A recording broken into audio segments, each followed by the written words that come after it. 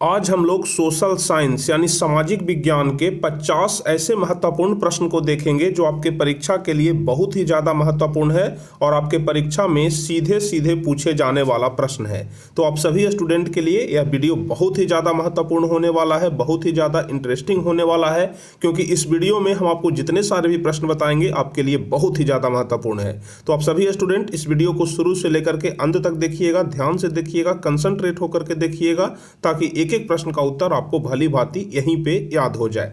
तो चलिए बिना समय गवाए हम शुरू करते हैं। लेकिन इसके पहले यदि आप लोग चैनल पर नए हैं तो चैनल को जरूर सब्सक्राइब कर लीजिएगा, ताकि आगे के भी हर एक वीडियो का नोटिफिकेशन आपको मिल सके।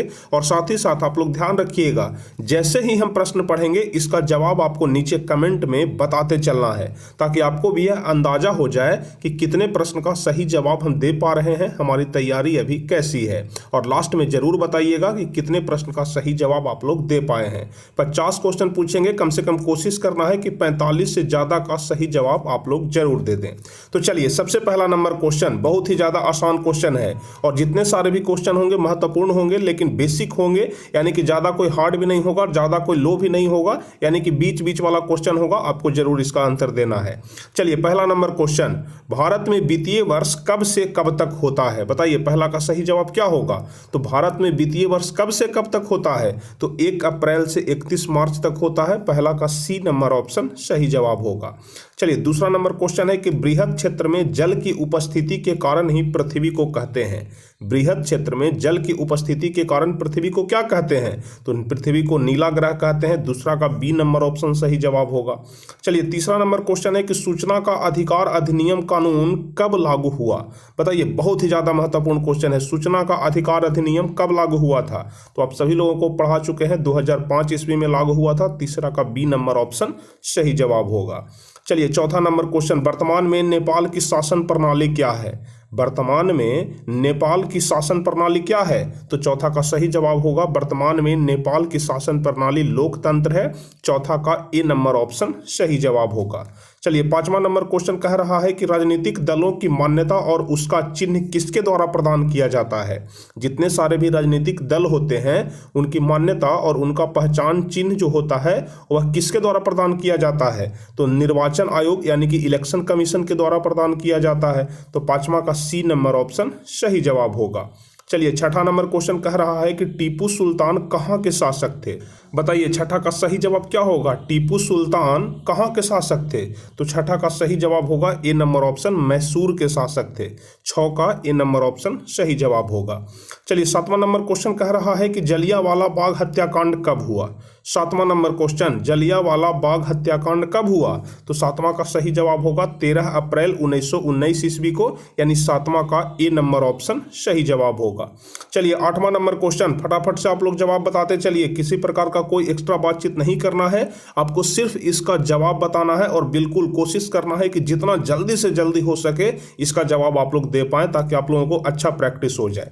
बताइए आठवां नंबर क्वेश्चन, निम्नलिखित नदियों में से किसे बिहार का शोक कहा जाता है?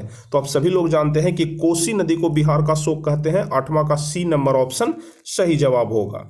चलिए नौवां नंबर क्वेश्चन कह रहा है कि सिखों के 10वें और अंतिम गुरु श्री गुरु गोविंद सिंह का जन्म बिहार के किस नगर में हुआ था? तो नौवां का सही जवाब आप सभी लोगों को पता होगा कि गुरु गोविंद सिंह का जन्म पटना में हुआ था। ध्यान रखिएगा, गुरु गोविंद सिंह जो कि सिखों के अंतिम और 10वें गुरु थे, उनका जन्म पटना में हुआ था। चलिए 10वां नंबर क्वेश्चन, अंकोर वाट के मंदिर का निर्माण किस शासक के द्वारा करवाया गया? तो 10वां का सही जवाब क्या होगा? सूर्यवर्मन द्वितीय होगा। 10 का ए नंबर ऑप्शन सही जवाब होगा। अब चलिए 11 नंबर क्वेश्चन कह रहा है कि पंचायती राज व्यवस्था सर्वप्रथम किस राज्य में लागू किया गया? तो 11 का सही जवाब राजस्थान होगा। 11 का ए नंबर ऑप्शन सही होगा। अब चलिए 12 नंबर क्वेश्चन कह रहा है कि योजना आयोग को भंग करके कौन सा नया आयोग बना? योजना आयोग को भंग करके यानी कि योजना आयोग को हटा करके कौन सा नया आयोग बना? तो नीति आयोग बना। 12 का ए नंबर ऑप्शन सही जवाब होगा। चलिए 13 नंबर क्वेश्चन, निम्नलिखित में कौन बीमारू राज्य है? यहाँ पर 3 राज्य का नाम लिखा गया है, आपको देखना है कि कौन बीमारू राज्य है। तो आप सभी लोग जानते हैं कि बिहार एक बीमारू राज्य है, मध्य प्रदेश एक बीमारू राज्य है और उड़ीसा भी एक बीमारू राज्य है, यानी कि 13 का डी नंबर ऑप्शन सही जवाब होगा इनमें से सभी। चलिए 14 number question, Bharatiya Janata party की स्थापना कब हुई? भारतीय जनता पार्टी की स्थापना कब हुई, जिसको आप लोग बीजेपी बोलते हैं? तो इसकी स्थापना 1980 ईस्वी में हुई थी। 14 का बी नंबर ऑप्शन सही जवाब होगा। चलिए 15 नंबर क्वेश्चन, अंतर्राष्ट्रीय महिला दिवस किस तिथि को मनाया जाता है? 15 नंबर क्वेश्चन कौन सा जवाब सही होगा? तो यह तो बहुत ही ज़्यादा आसान है, लेकिन वीवीआई क्वेश्चन है। आप लोग ध्यान रखिएगा कि जो अंतर्राष्ट्रीय महिला दिवस होता है वह 8 मार्च को मनाया जाता है। 15 का बी नंबर ऑप्शन सही जवाब होगा। चलिए 16 नंबर क्वेश्चन, यूरेनियम का प्रमुख उत्पादक केंद्र कहाँ है? बताइए जल्दी से। यूरेनियम का प्रमुख उत्पादक केंद्र जादूगोड़ा है, ध्यान रखिएगा। 16 का डी नंबर ऑप्शन सही जवाब होगा। अब चलिए 17 नंबर क्वेश्चन कह रहा है कि बोलीविया में जनसंघर्ष का मुख्य कारण क्या था? बहुत ही ज्यादा महत्वपूर्ण क्वेश्चन है। बोलीविया में जनसंघर्ष का मुख्य कारण था पानी की कीमत में वृद्धि। तो 17 का ए नंबर ऑप्शन सही होगा। चलिए 18 नंबर क्वेश्चन बहुत ही ज्यादा आसान क्वेश्चन है कि संजय गांधी जैविक उद्यान किस नगर में स्थित है? संजय गांधी जैविक उद्यान, आप सभी लोग पटना के चिड़ियाघर का नाम जरूर सुने होंगे। तो पटना का जो चिड़ियाघर है उसी का नाम है संजय गांधी जैविक उद्यान, यानी कि इसका सही जवाब डी नंबर ऑप्शन पटना हो जाएगा। चलिए 19 नंबर क्वेश्चन, वेदों की ओर लौटो का नारा किसने दिया था? बताइए 19वां नंबर क्वेश्चन, वेदों की ओर लौटो का नारा किसने दिया था? स्वामी दयानंद सरस्वती ने। तो 19 का सी नंबर ऑप्शन सही जवाब होगा। चलिए 20वां नंबर क्वेश्चन, गुटेनबर्ग का जन्म हुआ था? बताइए जल्दी से, गुटेनबर्ग का जन्म कहाँ में हुआ था? तो जर्मनी में। 20 का बी नंबर ऑप्शन सही जवाब होगा। चलिए 21वां नंबर क्वेश्चन, सांप्रदायिक राजनीति किस चीज पर आधारित होती है? सांप्रदायिक राजनीति किस चीज पर आधारित होती है? तो 21 का सही जवाब हो जाएगा धर्म पर आधारित होती है। 21 का ए नंबर ऑप्शन सही जवाब होगा। चलिए 22वां नंबर क्वेश्चन, निम्नलिखित उद्योगों में से कौन सी कृषि पर आधारित नहीं है? तो 22 का सही जवाब क्या हो जाएगा? सीमेंट उद्योग, क्योंकि आप सभी लोग जानते हैं कि सीमेंट उद्योग कृषि पर आधारित नहीं है, यानी 22 का बी नंबर ऑप्शन सही जवाब होगा। चलिए 23वां नंबर क्वेश्चन बहुत ही ज्यादा महत्वपूर्ण क्वेश्चन है कि बार एंड पीस किसकी रचना है? जल्दी से बताइए, बार एंड पीस किसकी रचना है? तो लियो टॉल्स्टॉय की रचना है। 23 का बी नंबर ऑप्शन सही जवाब होगा। चलिए 24 नंबर क्वेश्चन, चावल कैसी फसल है? तो इसका भी बिल्कुल आसान सा जवाब होगा। आप सभी लोग जानते होंगे कि चावल एक खरीफ फसल है, लेकिन अगर गेहूं की बात किया जाए तो गेहूं एक रबी फसल है, लेकिन यहाँ पर चावल पूछा जा रहा है तो चावल खरीफ फसल है। चलिए 25वां नंबर क्वेश्चन, नई आर्थिक नीति में किसे सम्मिलित नहीं किया गया है? तो इसका जवाब आप सभी लोग जानते होंगे कि नई आर्थिक नीति में नियंत्रित अर्थव्यवस्था को सम्मिलित नहीं किया गया है। 25 का ए नंबर ऑप्शन सही जवाब होगा। तो आधे क्वेश्चन हम लोग देख लिए, यानी 50 में 25 का हम लोग जवाब जान गए। अब चलिए 26 से 50 की ओर हम लोग बढ़ते हैं। तो 26वां नंबर क्वेश्चन कह रहा है कि सौर ऊर्जा निम्नलिखित में कौन सा संसाधन है? सौर ऊर्जा, तो आप सभी लोग जानते हैं कि सौर ऊर्जा नवीकरणीय संसाधन है। तो 26 का बी नंबर ऑप्शन सही जवाब होगा। चलिए 27वां नंबर क्वेश्चन, WTO विश्व व्यापार संगठन की स्थापना किस वर्ष की गई? जल्दी से बताइए, विश्व व्यापार संगठन की स्थापना किस वर्ष की गई थी?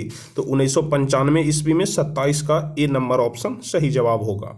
चलिए 28वां नंबर क्वेश्चन कह रहा है कि Tata iron and steel company की स्थापना कब की गई? Tata iron and steel company की स्थापना कब की गई? तो 1907 ईस्वी में। 28 का बी नंबर ऑप्शन सही जवाब होगा। चलिए 29 नंबर क्वेश्चन, संसाधन होते नहीं बनते हैं, यह किसने कहा? किसने कहा कि संसाधन होते नहीं बनते हैं? तो यह जिम्मरमैन ने कहा था। 29 का ए नंबर ऑप्शन सही जवाब होगा। चलिए 30वां नंबर क्वेश्चन, इनमें कौन सा संस्थागत वित्त का साधन है? 30वां नंबर क्वेश्चन कौन सा जवाब सही होगा? इनमें से कौन संस्थागत वित्त का साधन है? तो व्यावसायिक बैंक। 30 का सी नंबर ऑप्शन सही जवाब होगा। चलिए 31 नंबर क्वेश्चन, राष्ट्रीय विकास परिषद का गठन कब हुआ था? राष्ट्रीय विकास परिषद का गठन कब हुआ था? तो इसका सही जवाब होगा 1952 ईस्वी में। 31 का सी नंबर ऑप्शन सही जवाब होगा। चलिए 32 नंबर क्वेश्चन कह रहा है कि सविनय अवज्ञा आंदोलन किस यात्रा से शुरू हुआ? तो 32 का सही जवाब हो जाएगा सविनय अवज्ञा आंदोलन 1930 ईस्वी में शुरू हुआ था। तो 32 का सी नंबर ऑप्शन सही जवाब होगा। 33 नंबर क्वेश्चन कह रहा है कि इनमें से किसको प्राथमिक क्षेत्र कहा जाता है? 33 नंबर क्वेश्चन, जल्दी से बताइए कौन सा जवाब सही होगा? इनमें से किसको प्राथमिक क्षेत्र कहा जाता है? तो कृषि क्षेत्र को प्राथमिक क्षेत्र कहा जाता है। 33 का बी नंबर ऑप्शन सही जवाब हो जाएगा। चलिए 34 नंबर क्वेश्चन कह रहा है कि प्राथमिक ऊर्जा का उदाहरण कौन सा नहीं है? प्राथमिक ऊर्जा का उदाहरण कौन सा नहीं है? तो प्राथमिक ऊर्जा का उदाहरण विद्युत नहीं है। 34 का बी नंबर ऑप्शन सही जवाब होगा। अब चलिए 35 नंबर क्वेश्चन कह रहा है कि संचार का सबसे लोकप्रिय साधन क्या है। तो आप सभी लोग जानते हैं कि संचार का सबसे लोकप्रिय साधन सार्वजनिक टेलीफोन है। तो 35 का ए नंबर ऑप्शन सही जवाब होगा। चलिए 36 नंबर क्वेश्चन बहुत ही ज़्यादा महत्वपूर्ण क्वेश्चन है, वेरी वेरी इंपॉर्टेंट है कि रक्त एवं लौह की नीति का अवलंबन किसने किया। रक्त एवं लौह की नीति का अवलंबन किसने किया था, तो बिस्मार्क ने किया था। 36 का सी नंबर ऑप्शन सही जवाब होगा। चलिए 37 नंबर क्वेश्चन, लेनिन की मृत्यु कब हुई। जल्दी से बताइए लेनिन की मृत्यु कब हुई। तो इसका जवाब होगा 1924 ईस्वी में। 37 का डी नंबर ऑप्शन सही जवाब होगा। चलिए 38 नंबर क्वेश्चन कह रहा है कि दास कैपिटल के लेखक कौन थे। दास कैपिटल के लेखक कौन थे, तो इसका सही जवाब होगा दास कैपिटल के लेखक थे कार्ल मार्क्स, यानी 38 का सी नंबर ऑप्शन सही जवाब होगा। चलिए 39 नंबर क्वेश्चन कह रहा है कि स्वराज पार्टी के अध्यक्ष कौन थे। स्वराज पार्टी के अध्यक्ष कौन थे, तो स्वराज पार्टी के अध्यक्ष थे चित्तरंजन दास, ध्यान रखिएगा। 39 का सी नंबर ऑप्शन सही जवाब होगा। चलिए 40 नंबर क्वेश्चन कह रहा है कि स्पिनिंग जेनी का आविष्कार कब हुआ। स्पिनिंग जेनी का आविष्कार कब हुआ था, तो 1770 ईस्वी में हुआ था। 40 का बी नंबर ऑप्शन सही जवाब होगा। चलिए 41 नंबर क्वेश्चन कह रहा है कि औद्योगिकरण ने किसके स्वरूप को गहन रूप से प्रभावित किया है। तो आप सभी लोग ध्यान रखिएगा कि औद्योगिकरण ने शहरीकरण के स्वरूप को गहन रूप से प्रभावित किया है। तो इसका जवाब क्या होगा, शहरीकरण। 41 का बी नंबर ऑप्शन सही जवाब होगा। चलिए 42 नंबर क्वेश्चन कह रहा है कि भारत में पहला छापा खाना किन लोगों ने लगाया। भारत में पहला छापा खाना किन लोगों ने लगाया, तो पुर्तगालियों ने। 42 का ए नंबर ऑप्शन सही जवाब होगा। चलिए 43 नंबर क्वेश्चन कह रहा है कि सत्ता में साझेदारी का अच्छा उदाहरण प्रस्तुत करने वाला राष्ट्र कौन सा है। तो बताइए जल्दी से 43 का कौन सा जवाब सही होगा। तो हम आपको बताए थे श्रीलंका और बेल्जियम की कहानी। तो यहाँ पर कह रहा है कि अच्छा उदाहरण प्रस्तुत करने वाला राष्ट्र कौन है, तो बेल्जियम है। 43 का सी नंबर ऑप्शन सही जवाब होगा। हम आपको पढ़ाए थे सत्ता में साझेदारी की कार्यप्रणाली, उस चैप्टर में हम आपको यह वाला प्रश्न बताए थे। चलिए 44 नंबर क्वेश्चन कह रहा है कि क्षेत्रवाद की भावना का एक कुपरिणाम क्या है। क्षेत्रवाद की भावना का एक कुपरिणाम क्या है, तो अलगाववाद। 44 का डी नंबर ऑप्शन सही जवाब होगा। चलिए 45 नंबर क्वेश्चन कह रहा है कि भारत में संविधान के 8वीं सूची के अनुसार कितनी भाषा को मान्यता प्राप्त है।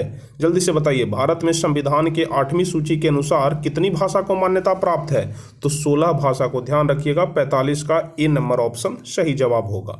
अब 46 नंबर क्वेश्चन कह रहा है कि बिहार में पंचायती राज संस्थाएं हैं, यानी कि बिहार में जो पंचायती राज संस्थाएं हैं वह 1 स्तरीय है कि 2 स्तरीय है कि 3 स्तरीय है कि 4 स्तरीय है। तो इसका जवाब आपको पता होगा कि त्रिस्तरीय है, यानी कि 3 स्तरीय। 46 का सी नंबर ऑप्शन सही जवाब होगा। चलिए 47 नंबर क्वेश्चन कह रहा है कि बांग्लादेश नामक नया देश का निर्माण कब हुआ था। बांग्लादेश नामक नया देश का निर्माण कब हुआ था, तो इसका जवाब होगा 1971 ईस्वी में। 47 का सी नंबर ऑप्शन सही जवाब होगा।